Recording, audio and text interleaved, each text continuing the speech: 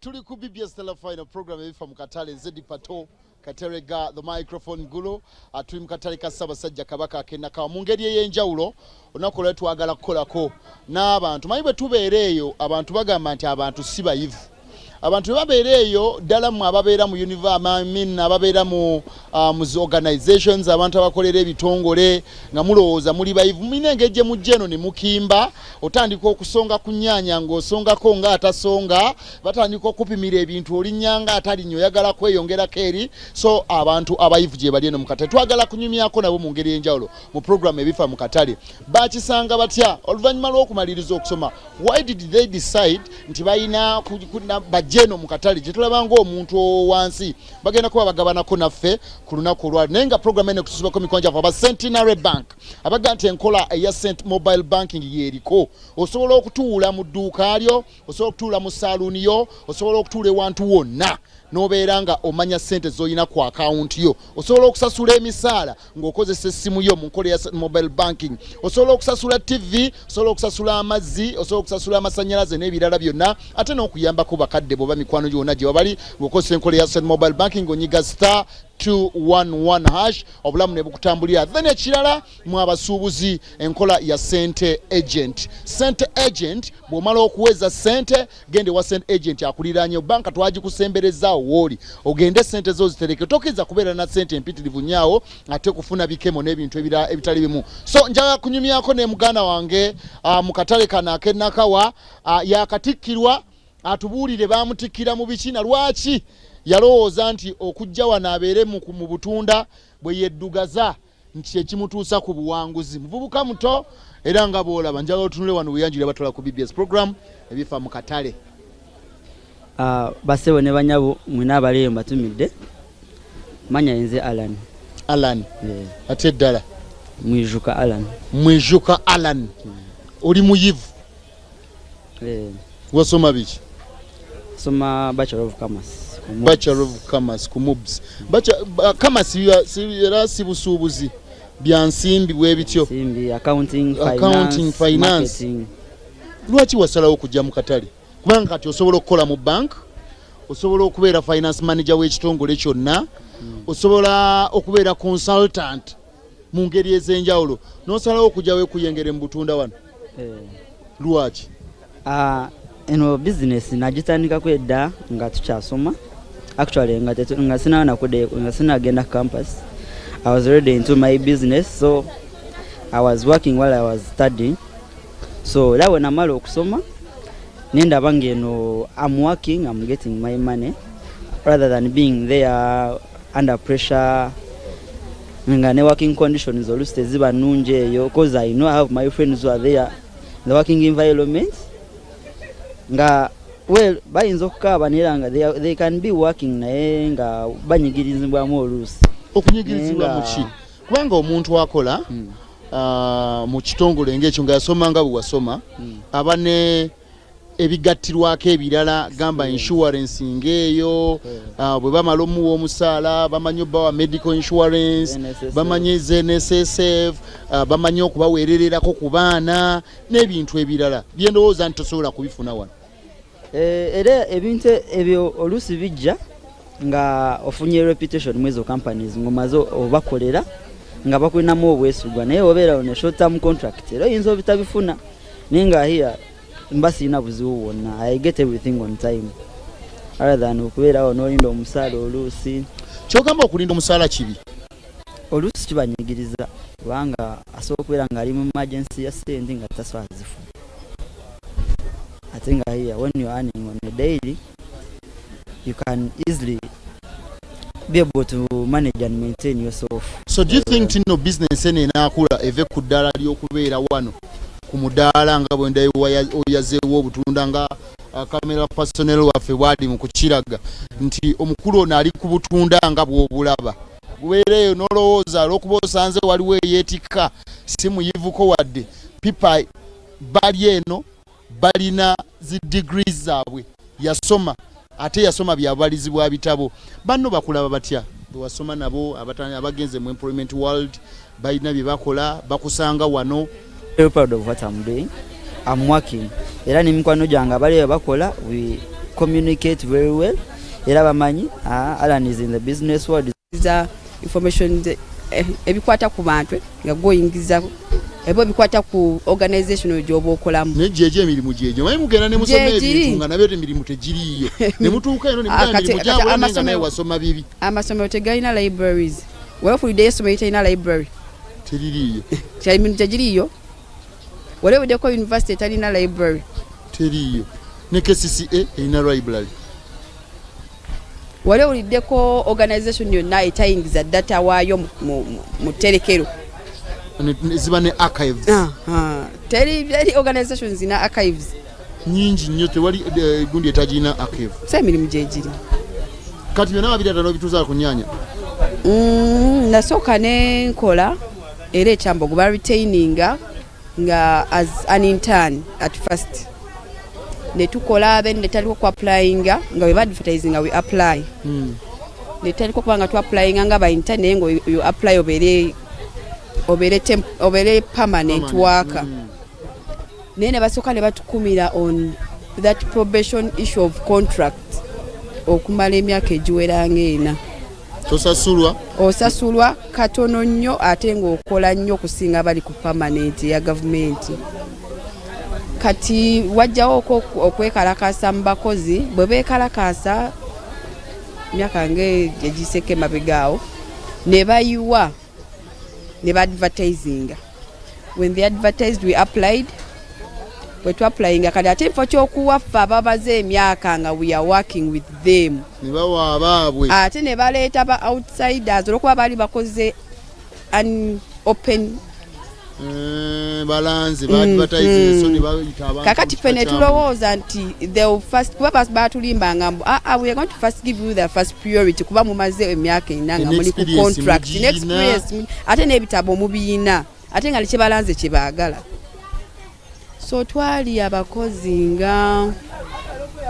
kanjogera library department yange twalimu abakozi abali ku temporary twali tuwera 20. So no one was called. No, they gave like 5. Nenga jukira we have in mu library department tuina West Library, tuina North Library, tuina East Library. Obate wali mulungi kubanga wali baddemu aba abatano be bayita. No, twali balungi sijja kuyogera ko we were good and we were good workers. Naye tekino no who. Nayo yali anyway. To cut the story short, of all jobs, by high-end people we wabeeranga nabo wasalawo okujja mu katale. Sasa lawera cyane. Because people they expect you kubeeranga era oli high oli muyivu nabyo okoze tukusubira okusanga eri waggulu Kampala Road oli eyo. So gwe mu mirimu gyonna wasalawo nti katale. No, natuula. Nenoonya okumala emyezi 6 nyembanga emyezi 7 kati mbalako omwaka nga ndi wakantudde mami wange yali akolera wano nangamba naye lwaki ifo ky'okutambula mami transport ngende jangu okole nange obere otekewo ku kigwe ky'onoosobola naye mukwano decision eyo gikola namalo mwezi mulamba nga nkyerowooza mama nzija n'enkya nzija kati nga ndowoozamu ate be mbadde nkola nabo n'abasijjukira ibwenyoni library abavubuka bagenda kulaba batya bali bonna abasinga oyinza university n'amayinza okuba ngekumanyi kubanga balina okufuna library card buli mwana kati kitegeeza buli mwana ateeka okutuukako mu department yammwe naye kati ng'osubiramu omuntu ajja kujja era at fastinga nekweka ngera bwenda abamanyi nga I don't show up naye nengenda nga nkibuilding mpola ningamba naye kati ate bano be balina okuba my customers abakumanyi kibangwiro some tomatoes kakali ate ekyampa ekirala amaanyi ate abalala bonna kubajjukira kugambe njogeredde department yemu naye kajjukira the whole university was cancelled out jjukira department zibazanjawula ate nga nnyingi kati abaana basinga babayiwa bangi abaana bali bawera 3 babayiwa kati nolowoozamu gundi ali waka atudde naye ate nze nina wenkola wenfuna omutwalo almost every day ate nga yajja kubira ggwe agalukiya mwana gweno nga birala sinafuna so neki nemala nengetinga encouraged nezijanga nenkola okumalako otya n'abantu abalala abatali ku ddaala alyo ery'obuyivu kubanga tulowooza nti endaba ye ey'ebintu era yanjawulo planning business setting that's a bit at first kyali bit challenging n'okuba ndi musirise nsirika kanesoka nga nensirika n'osoma environment buli wogera mu kifo ekipya and with different people kuba muno omulimu buli lwandowooza gwe gyotajja kuba eri mbeeramu hi hello how are you omuntu natula mu ofisi ye n'asirika bwejje olina akola ebyo kitegeera naye wano waliwo atajja kumanya nti gw'oli n'ebitabo gw'oli musiru gwe naye olaba n'omutunula n'omugamba naye how can you judge someone just like that n'olaba oli ng'anyigiriza ono naye nga gw'ate olina engeri gy'okirabamu ey'enjawulo ate gwe tewandinyigiriza oli because of that small thing kati obayambye binti kati gw'oli wanjawulo olina engeri gy'oyambyemu abantu bano mu katale bazibu nnyo baakuyamba oba naye watandika okuloga ekyo si kyekikulu ati ologa kandi baga nti kasojja mu bantu banno ate bagambye bano abali muno balogo ozi balugera ati olwo olugero nti egundi enziri ezibuukira awamu bano abali muno si balogo it's your mentality that makes you think nti abali mu balogo nga si balogo babyogera mwera obulubu nawe oba nawe watandika okwera akatale ekyennyuma kati nze ndimu Yesu oli mu Yesu kati weerabawa you are an intellectual lady I have dreams I do you think your dreams will make ate sigwanga musuubi omuntu asomye kutagwa musuubi era I throw out my papers nze ncha era I have a sister whereby wakugamba ati Rukia soko teka empapula zo ngotekayo ebisuubi terigwa muntu asomye kuba anytime chance ejja guno omulimu birungi ki byogulabyemu nga tumaliriza ebirungi byengulabyemu kuva natandika okuyinga into business to bobo badde ne family tebasula njala akitali kubali ba intellectual kubanga basula enjala I still have friends eri side eri ya high naye yo omwezi gugenda okugwako nga sente ze ziri budget bwaba afuna emitwalo 7 kuliko rent kuliko kikazigenda okujjanga already kuliko n'amabanja nakugamba jendi naye siina sente kakati ate gwe wano oba wa budgeting ade nomanya nti nina okumbenga shwa nti buli mwezi nsuula acha mwe musula na buli lunaku kati omwezi gwe gwako guli gubanga omusala umanyi kyatenze nyinza okuba afuna omusala munene okusinga omulala ali mu office kyoga yaba kuwaka kadde Rukiyo lwaleero ote wano tovaawo sawa eno nyinza ebbanga lyemazeemu kati nyinza ogenda kuba mu bit getting tired of the market naye wali emabega mbadde nga sobola kgenda no we are setting up kuba we got married in November so we are setting up something else ate nze njagala nnyo ebintu by'okulunda so we are setting out something else nyingira okulunda kuba already we have a starting point tulinayo already nunda enkoko ewaka so tulinawo omanyi ekintu you begin small bw'ogamba nti ogenda kutandika n'enkoko bibiri from nowhere from there and then ate kyekibamu ne blessing by kubanga oba oyize wano ebadde bweti ate bagenze nnyo batusomesa gavumenti egenze niweterawo emisomo gy'okusoma okulunda kola biki kati ate ne social media neekola kinene nnyo nti obeerako negwe kenyini basomesa naye kati obeeranga gwe yeesomesa step by step no one ebitaga okunotinga nonotinga nogamba okay bwe mba ntandise n'enkoko zange 8 I have to have some notes down naye bw'otanotinga tomanya nti mu nnaku erya mmere enkanawa omuntu bw'aba agenda kukola mukolo emitwalo 10 togirina mbuzibu okumusapootinga oziwe owaayo kuba ziba weeziri obubaka obusembayo Rukiya obubaka kiboowa aliyo abantu abaliyo nga bayivu nga ggwe naye nga ye agamba emirimu gyabula omusanga ali awo batandise beekoze obusolosolo bakoze ebitesaana nga yagamba emirimu tegiriiwo tasobola kujja kutuula nga bw'otudde wano okupangapanga bubaketi n'obutaasa nti apangamu nnyaanya n'obutungulu anti kati obubaka bwempa ddala abawala bagenda ne banyooma emirimu egisinga obungi ddala in the market balaba nga it's something very low ne batamanya ate oluusi ne bazadde baabwe gye baakolanga mwebajja ne ssente ez'abasomesa kuffe bazadde baffe nze mami wange yakolangamu era twajjangamu nga tuli bato era ssente ezze n'amayumba ge yazimba na biki it's the market so tulina ekyo ekifaananyi ti kasita oba ng'oli focused you can build ndowooza muwulidde ebyo nno abawala baleme kwenyooma gamba nti how can I do that ssente gye ziri kisinziira gwe omulimu ogwo omutima gwo gwagala naye bw'ojjangayo ate me I don't want to do this oyagala njala zo ziddugale oyagala ku maintaininga status ate nga status gyo maintaininga ne status toziina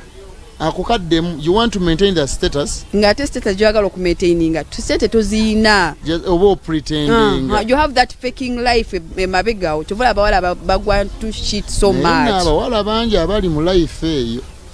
nga they are in faking life webali butagibeeramu lwakuba kati otusaze nti omukulu oyo tuli ku kaweefube mukulu Odongo yayanguwamu naye nga ne mukulu Robert ate yali agala omuntu amanyi okulunda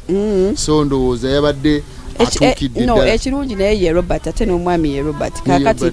ajja kugumirako awo mpolampola kale tetusobola kusingako nnyo wano ndowooza muwulidde bulungi osoba naye mu butale eri abantu nga bayivu bw'obanga oli muyivu leka kulowooza nti gwe tosobola kujja mu katale kukola leka kulowooza nti okutunda ennyaanya kiswaza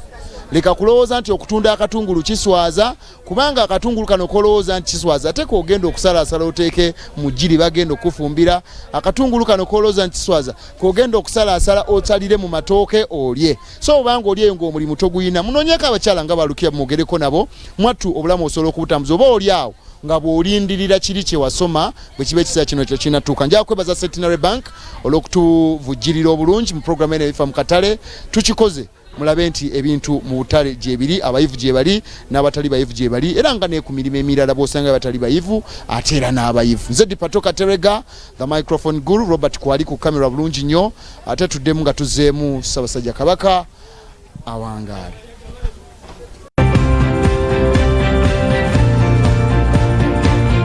Ebiva mu katale bikutuusibwako bannaffe aba